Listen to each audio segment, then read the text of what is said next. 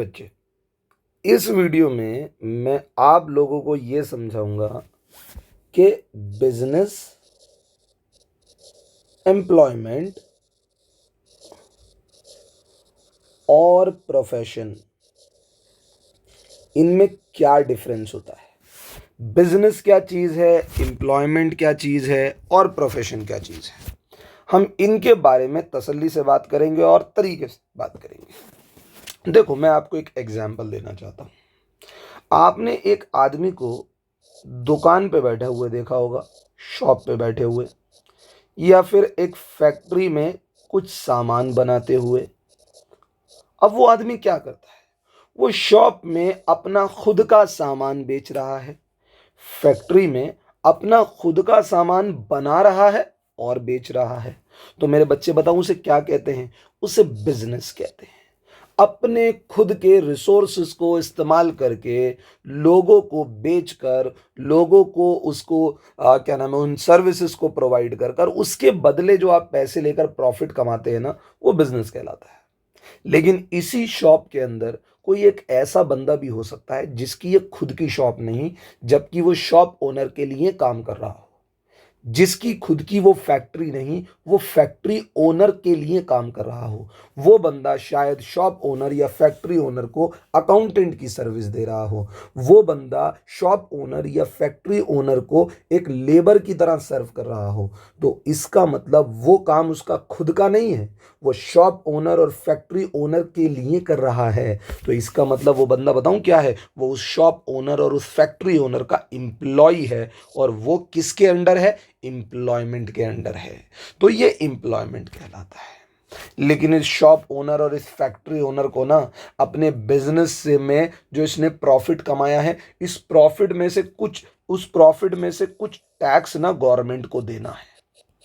समझ आई बात? ये नहीं आई। अब इसे नहीं पता कि मैं इस प्रॉफिट में से कितना टैक्स गवर्नमेंट को जमा करूं और कैसे जमा करूं, इसे आता ही नहीं। अब ये जाता है और कहता है एक चार्टर्ड अकाउंटेंट से, सर आप इस काम में मेरी हेल्प कर दीजिए। चार्टर्ड अकाउंटेंट कहता है बिल्कुल। चार्टर्ड अकाउंटेंट इसका प्रॉफिट निकालता है, उस पर टैक्स कैलकुलेट करता है और गवर्नमेंट को जमा करवा देता है।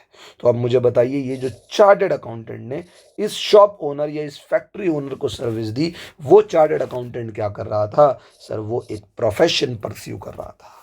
तीनों लोग यहां पर पैसा कमा रहे हैं। शॉप का और फैक्ट्री का ओनर भी पैसा कमा रहा है, इनकम जनरेट कर रहा है, यानी एक इकोनॉमिक एक्टिविटी में इन्वॉल्व है। लेकिन वो बिजनेस कर रहा है। उसके पास काम करने वाला कोई एक एम्प्लॉय, वो भी सैलरी ले रहा है, वो भी इनकम जनरेट कर रहा है, लेकिन वो एक एम्प्लॉयमेंट के अंदर इन्वॉल्व है। लेकिन ये चार्टर्ड अकाउंटेंट जो इसके शॉप ओनर के, फैक्ट्री के ओनर के प्रॉफिट पर उसको टैक्स जमा करवा रहा है, वो एक प्रोफेशन परस्यू कर रहा है। तो आप देख रहे हैं, एक ही जगह पर तीन तीन तरीके से इकोनॉमिक एक्टिविटीज हो रही हैं, इनकम जनरेट हो रही हैं। लेकिन तीनों इनकम जनरेट करने वाली इकोनॉमिक एक्टिविटीज को अलग अलग नामों से जाना जा रहा है। तो इन तीनों में ये बेसिक डिफरेंस क्या है, उसको जानने के लिए हम आगे बढ़ते हैं। चलिए शुरू करते हैं। चलिए जी, मैं अब आप लोगों के लिए इन तीनों में डिफरेंसेस बताने शुरू करता हूं। सबसे पहले, बिजनेस, प्रोफेशन और एम्प्लॉयमेंट में अगर आपको डिफरेंस समझना है, तो डिफरेंस के लिए हमें यह समझना पड़ेगा कि इन तीनों को इस्टेब्लिश कैसे किया जाता है। सबसे पहले हम बात करते हैं बिजनेस की। देखो भाई, बिजनेस स्टार्ट करने के लिए ना कुछ भी नहीं करना होता। बिजनेस जिसको करना है, वो बिजनेसमैन खुद डिसीजन लेगा कि हाँ जी, मुझे ये काम करना है। एक एंटरप्रेन्योर, यानी जो बिजनेसमैन बनना चाहता है, वो बस एक डिसीजन ले, हाँ यार मैं ये काम करूंगा, मुझको ये बेचना है, ये बनाना है। वो खुद से कभी भी बिजनेस स्टार्ट कर सकता है यार। एक एंटरप्रेन्योर का डिसीजन, एक एंटरप्रेन्योर का डिसीजन ही बिजनेस इसको एस्टैब्लिश करने के लिए जरूरी होता है। बेटा देखो, मेरी बात सुनो, ये जितने भी मैन्युफैक्चरर हैं, ये जितने भी ट्रेडर हैं, ये सब क्या कर रहे हैं? ये बिजनेस ही तो कर रहे हैं। और इन्होंने बिजनेस करने के लिए क्या कोई क्वालिफिकेशन लेनी पड़ी? नहीं, बस उनका डिसीजन ही उनके बिजनेस को स्टार्ट करवा देता है। सर आपने क्या लिखा है? With limited legal formalities.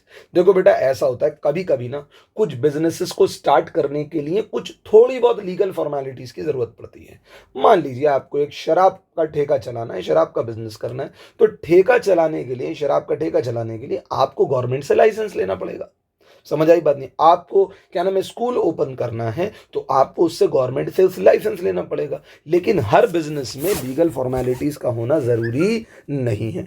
कहीं कहीं पर कुछ कुछ लीगल फॉर्मेलिटीज़ की ज़रूरत पड़ती है, तो वो आप उसको फॉलो कीजिए और काम करना शुरू कर दीजिए, लेकिन हर बिजनेस में लीगल फॉर्मेलिटीज़ की ज़रूरत नहीं होती। दुकान खोलकर सामान बेचने में लीगल फॉर्मेलिटीज़ नहीं है, फैक्ट्री खोलकर सामान बनाकर बेचने में लीगल फॉर्मेलिटीज़ नहीं है, लेकिन कहीं कहीं पर कुछ बिजनेस का नेचर ऐसा होता है जहां पर आपको थोड़ी बहुत लीगल फॉर्मेलिटीज़ भी देखनी पड़ती है। अब बात करते हैं एम्प्लॉयमेंट की। तो एम्प्लॉयमेंट में क्या चाहिए? देखो, एम्प्लॉयमेंट में आप खुद का काम नहीं कर रहे, आप किसी के लिए काम कर रहे हैं। आप उसके बिजनेस के अंदर जाकर कहेंगे सर मैं आपकी हेल्प करूंगा, आप मुझे जॉब दीजिए, मैं आपके आपके बिजनेस में हेल्प करूंगा, आप मुझे जॉब दीजिए। समझ आती है बात या नहीं आती? लेकिन आपको किसी के पास काम करने के लिए दो चीज़ों का होना ज़रूरी है। सबसे पहले लेटर ऑफ अपॉइंटमेंट, दूसरा सर्विस एग्रीमेंट। ये क्या है? अरे ये दोनों को एक डॉक्यूमेंट है। लेटर ऑफ अपॉइंटमेंट भी एक डॉक्यूमेंट है, सर्विस एग्रीमेंट भी एक डॉक्यूमेंट है। अगर किसी बंदे के पास कहीं से किसी बिजनेस ऑर्गेनाइजेशन से दोनों डॉक्यूमेंट उसे मिल जाते हैं तो इसका मतलब वो उस कंपनी का एम्प्लॉय बन गया और उसके पास काम कर सकता है। सर लेटर ऑफ अपॉइंटमेंट क्या होता है मैं बताता हूँ। असल में क्या होता है कि जैसी कंपनीज जॉब्स के लिए वैकेंसीज निकालती है ना, तो लोग उन वैकेंसीज में अप्लाई करते हैं कि हमें ये जॉब चाहिए, प्लीज़ हमें ये जॉब दीजिए। कंपनी बुलाती है, उस बंदे का इंटरव्यू लेती है। इंटरव्यू लेने के बाद जब उसे कंपनी को लगता है हाँ यार सही है, ये बंदा सही काम कर रहा है, मतलब इसका इंटरव्यू लेकर लग रहा है कि हाँ जी ये हमारे को फ़ायदा पहुंचा सकता है, कंपनी कहती है ठीक है अब आप आ जाइएगा, कल से काम कर लीजिएगा। यानी आपको कंपनी ने अपने पास अपॉइंट कर लिया। अब आज आप अच्छा इंटरव्यू देके चले गए, अब आप कहेंगे यार मुझे तो कंपनी ने अपॉइंट कर लिया, मैं अगले दिन कंपनी के अंदर ज्वाइन करना चाहता हूं, तो आप अपने कंपनी के हेडक्वार्टर जाएंगे, कंपनी के ऑफिस में जाएंगे, तो वहां से लात मार के बाहर निकाल देंगे आपको, अगर आपके पास लेटर ऑफ अपॉइंटमेंट नहीं होगा। तो लेटर ऑफ अपॉइंटमेंट का होना जरूरी है, वो एक प्रूफ है कि हाँ जी मुझे आपकी कंपनी के बड़े लोगों ने हायर किया है। और दूसरी चीज़, जब भी आपको किसी कंपनी में जॉब करनी होती है ना, तो कंपनी में जॉब देने वाला कहलाता है एम्प्लॉयर और जिसको जॉब दी जाती है वो कहलाता है एम्प्लॉय। तो इन दोनों के बीच में ना एक एग्रीमेंट होता है। एम्प्लॉयर बताता है कि क्या क्या काम करना पड़ेगा, कब कब काम करना पड़ेगा, कितना कितना काम करना पड़ेगा, वो इस एग्रीमेंट पे लिखा होता है। एम्प्लॉय भी बताता है कि मुझे इतनी इतनी सैलरी मिलनी चाहिए, फिर तो मुझे इतना इतना बोनस, मतलब ये दोनों म्यूचुअली डिसाइड करते हैं, कोई अपनी अपनी ख्वाहिशें नहीं बताता, ये दोनों म्यूचुअली डिसाइड करते हैं और उस एग्रीमेंट को सर्विस एग्रीमेंट कहा जाता है। तो किसी भी बंदे के लिए कहीं पर एम्प्लॉयमेंट पाने के लिए उसे दो चीज़ों का मिलना ज़रूरी है, कंपनी की तरफ से लेटर ऑफ अपॉइंटमेंट के उसे अपॉइंट किया गया है, और एम्प्लॉयर और एम्प्लॉय के बीच में एक सर्विस एग्रीमेंट। सबसे इंपॉर्टेंट और सबसे मुश्किल चीज आती है प्रोफेशन को लेकर। और देखो आपको सिर्फ प्रोफेशन को समझना नहीं है, मैं आपको प्रोफेशन और एम्प्लॉयमेंट में डिफरेंस भी समझाने जा रहा हूं। तो सबसे मुश्किल काम है प्रोफेशन को और एम्प्लॉयमेंट को डिफरेंशिएट करना आपस में। देखो बेटा, मैं आपको एक एग्जाम्पल देना चाहता हूं। ICAI, ये हमारा CA इंस्टीट्यूट है। आपको मालूम है अगर आपको चार्टर्ड अकाउंटेंट बनना है ना, तो चार्टर्ड अकाउंटेंट बनने के लिए आपको ICAI की मेंबरशिप की जरूरत होती है। ठीक है सर, मैं चार्टर्ड अकाउंटेंट बनना चाहता हूं, ICAI में मुझे मेंबरशिप चाहिए। सर कितने में मिलेगी ये मेंबरशिप, कैसे मिलेगी ये मेंबरशिप? भाई कितने में मिलेगी ये मत पूछो, मेंबरशिप पैसों में नहीं बढ़ रही, ये पूछो कि कैसे मिलेगी। अगर आपके पास institute of chartered accountant of India की मेंबरशिप है तो आप चार्टर्ड अकाउंटेंट कहलाएंगे। तो सर ये मेंबरशिप कैसे मिलती है मैं आपको बताता हूं। देखिए ICAI बताऊं क्या करता है। ICAI 4 5 6 सालों का ना एक कोर्स आपके सामने रखता है जिसे आप चार्टर्ड अकाउंटेंसी कोर्स कहते हैं। आपको उस कोर्स के अंदर धक्के मुक्के अपनी ऐसी तैसी कराकर निकलना पड़ता है। जब आप वो कोर्स कंप्लीट कर लेते हैं ना, तो आपको ICAI अपनी क्या दे देता है, मेंबरशिप दे देता है। और जब आपको ICAI की मेंबरशिप मिल जाती है तो आप चार्टर्ड अकाउंटेंट कहलाते हैं। अब आपके पास CA बनने के बाद तीन अलग अलग चॉइसेस हैं। तीन अलग अलग चॉइसेस है, मैं आपको बता रहा हूं। सबसे पहली चॉइस है, देखो आप चार्टर्ड अकाउंटेंट क्यों हो, आप चार्टर्ड अकाउंटेंट क्यों कहलाए जा रहे हो पता है आपको? आप चार्टर्ड अकाउंटेंट इसलिए कहलाए जा रहे हो क्योंकि आपके पास एक इन प्रोफेशनल बॉडी यानी ICAI की मेंबरशिप है। इसलिए आप चार्टर्ड अकाउंटेंट कहलाए जा रहे हो। अब आप बताइए कि आप चार्टर्ड अकाउंटेंट बनने के बाद क्या क्या काम कर सकते हैं। आप सीए बनने के बाद अपना कोई बिजनेस कर सकते हैं यार। आपने कहा यार मैंने ना सीए की पढ़ाई में एक चीज़ समझी, मुझको ना बहुत सारे लॉ की नॉलेज आ गई, मुझे बहुत सारे टैक्स की नॉलेज आ गई, लेकिन ना मैं लोगों को टैक्स और लॉ के लिए सर्विस नहीं देने वाला। मैंने पढ़ाई कर ली बहुत है, ये सारी पढ़ाई मैंने अपने लिए की है ताकि इसका फ़ायदा मैं अपने बिजनेस में उठा सकूं। क्योंकि आप सभी को मालूम है बिजनेस करने के अंदर मुझे सीए की ज़रूरत पड़ती है। खैर सीए की ज़रूरत मुझे अब तो पड़ेगी, लेकिन वो चार्टर्ड अकाउंटेंट मुझे बेवकूफ़ नहीं बना सकता, क्योंकि I am already a certified chartered accountant. तो सीए बनने के बाद आप अपना खुद का बिजनेस कर सकते हो, या फिर आप सीए बनने के बाद बताऊं अपने ही इंस्टीट्यूट से कह सकते हो सर मुझे ना एक सर्टिफिकेट चाहिए, और उस सर्टिफिकेट को कहा जाता है सर्टिफिकेट ऑफ प्रैक्टिस।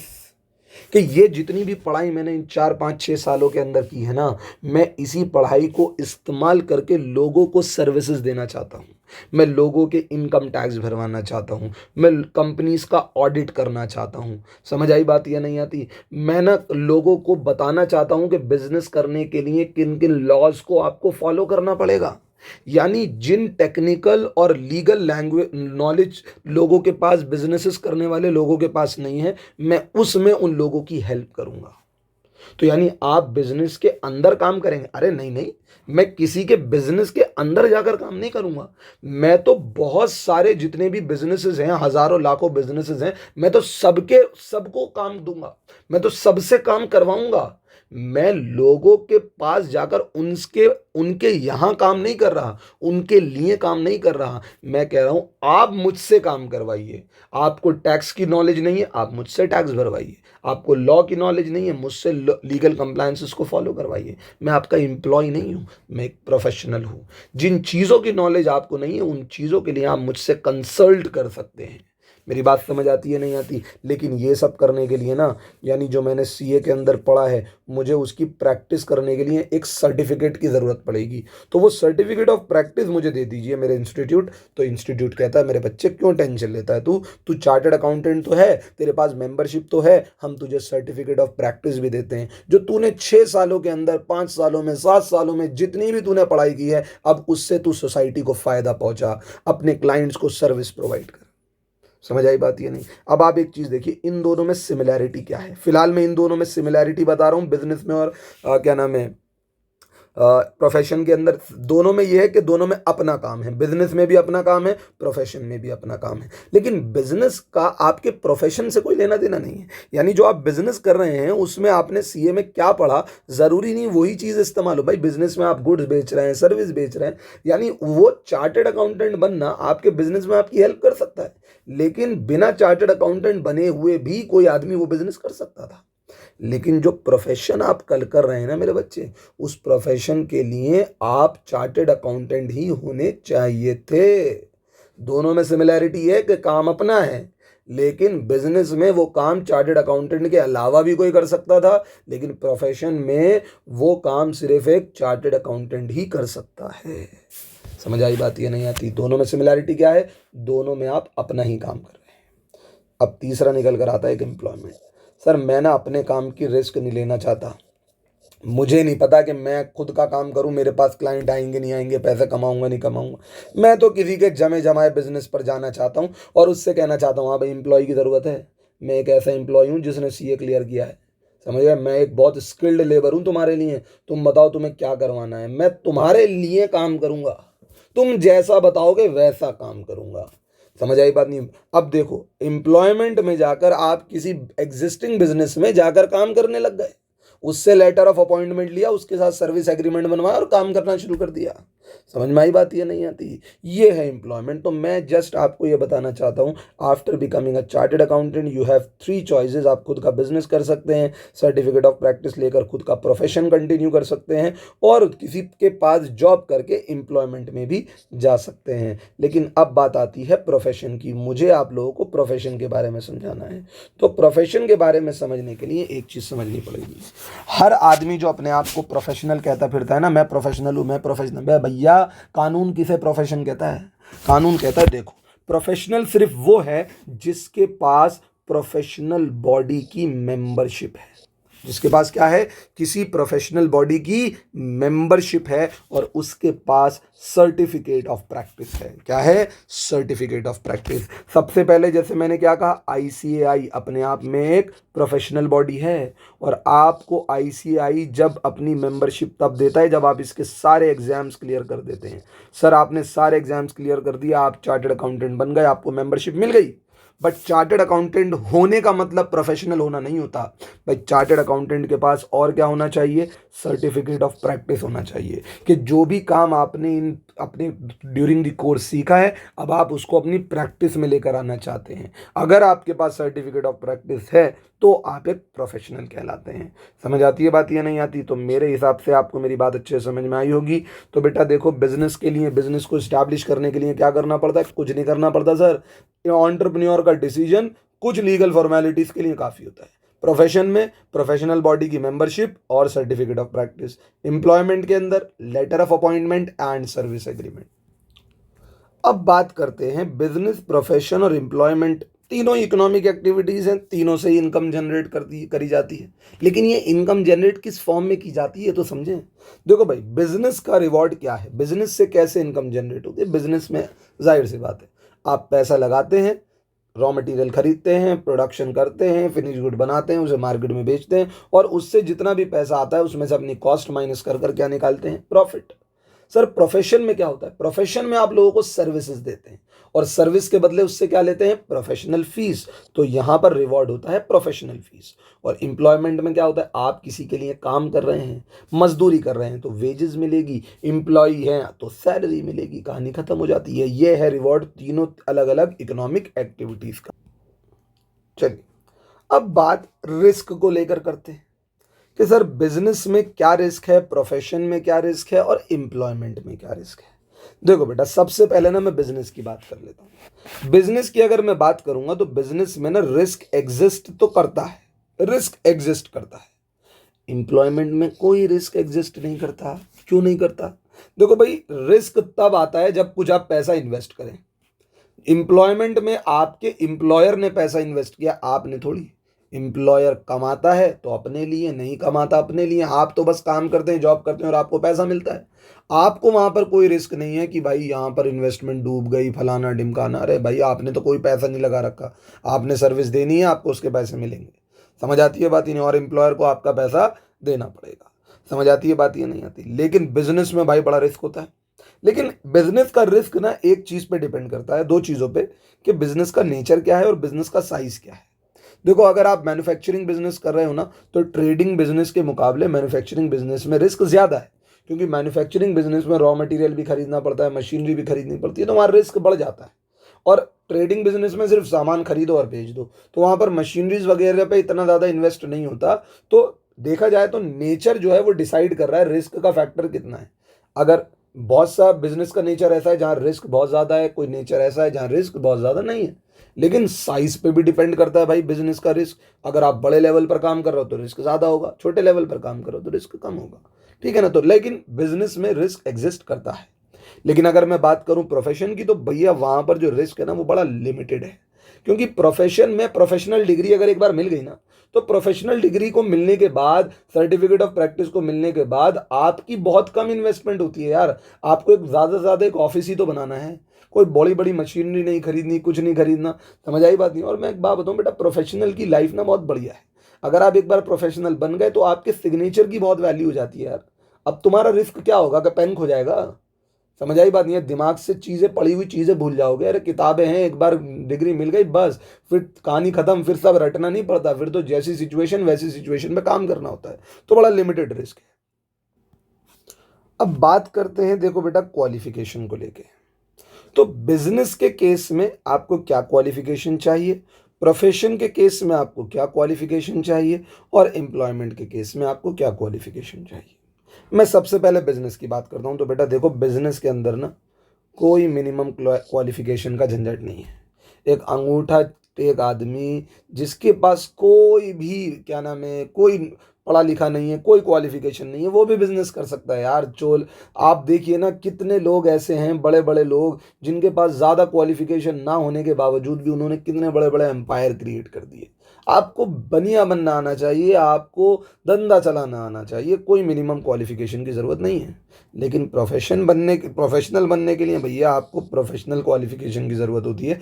और आपको मालूम है ना कि आपको प्रोफेशनल बॉडी की मेंबरशिप चाहिए, तो प्रोफेशनल बॉडी जो भी क्वालिफिकेशन रिक्वायरमेंट करेगी वो प्रोफेशनल क्वालिफिकेशन आपके पास होनी चाहिए। समझ आई बात नहीं? ये तो समझाने की कोई बात ही नहीं है। सबसे ज़्यादा पढ़ना आपको प्रोफेशन के केस में ही पड़ता है, और कोई मसला नहीं है। सबसे ज़्यादा पढ़ाई लिखाई ही एक आदमी को प्रोफेशन के केस में करनी पड़ती है।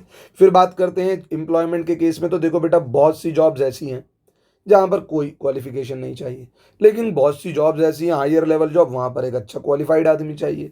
तो जॉब के केस में तो भाई देखो, वो तो डिपेंड करता है कि क्वालिफिकेशन जो है वो तो जॉब प्रोफाइल पे डिपेंड करेगा। जैसी जॉब, जैसी वैकेंसी, वैसी आपकी क्वालिफिकेशन चलती है। ठीक है ना?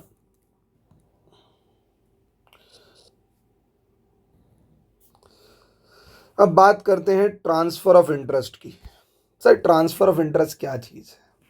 देखो ऐसा है बेटा, ट्रांसफ़र ऑफ इंटरेस्ट का मतलब यहाँ ब्याज से नहीं है। इंटरेस्ट का मतलब आपकी दिलचस्पी से। अब दिलचस्पी क्यों होती है? क्योंकि आपने वहाँ पर कुछ इन्वेस्ट किया होता है। बिजनेस में आपने अपना पैसा इन्वेस्ट किया है, तो इसलिए आपको बिजनेस में दिलचस्पी है, यानी बिजनेस में आपका इंटरेस्ट है। समझ आई बात नहीं? आपका पैसा फंसा हुआ है बिजनेस में, आप कुछ भी करके उस पैसे की रखवाली करने की कोशिश करेंगे, उसे पैसे को बढ़ाने की कोशिश करेंगे। प्रोफेशन, जो डिग्री आपने ली है, उसके अंदर आपका इंटरेस्ट है। समझ आई बात नहीं? एम्प्लॉयमेंट, आप किसी के पास काम कर रहे हैं, पैसे आते हैं, भाई जॉब में इंटरेस्ट है आपका। लेकिन बिजनेस को, मैं अपना बिजनेस अपने बेटे को, अपने भाई को, किसी को भी ट्रांसफर कर सकता हूँ, लेकिन अपनी प्रोफेशनल डिग्री मैंने मेहनत से अर्न की है, मेरे इंस्टीट्यूट ने मुझे वो डिग्री दी है, मैं उस डिग्री को किसी और को ट्रांसफर नहीं कर सकता। तो आपके प्रोफेशन में ट्रांसफर ऑफ इंटरेस्ट पॉसिबल नहीं है। मैं अपनी जॉब भी किसी और को ट्रांसफर नहीं कर सकता। एम्प्लॉयर ने मुझे रखा है यार, किसी और को नहीं रखा। मेरा इंटरव्यू क्रैक करने के बाद मुझको जॉब मिली है, मैं वो जॉब किसी और को नहीं दे सकता, मैं चाहूँ भी तो सही। समझ में आती है बात या नहीं आती? तो ट्रांसफर ऑफ इंटरेस्ट सिर्फ बिजनेस के केस में पॉसिबल है, एम्प्लॉयमेंट और प्रोफेशन के केस में पॉसिबल नहीं है। अब बात करते हैं बिजनेस, प्रोफेशन और एम्प्लॉयमेंट में रूल्स एंड रेगुलेशंस की। देखो बेटा, ऐसा है, किसी भी बिजनेस में रूल्स क्रिएट खुद बिजनेसमैन क्रिएट करता है, और उन्हीं के हिसाब से उसको और सभी लोगों को चलना होता है। लेकिन अगर मैं बात प्रोफेशन की करूं, तो प्रोफेशन के केस में जो आपकी प्रोफेशनल बॉडी है ना, वो अपने सभी मेंबर्स के लिए बनाती है code of conduct. Sir, code of conduct क्या होता है? कोड ऑफ कंडक्ट कुछ नहीं, रूल्स एंड रेगुलेशंस ही होते हैं।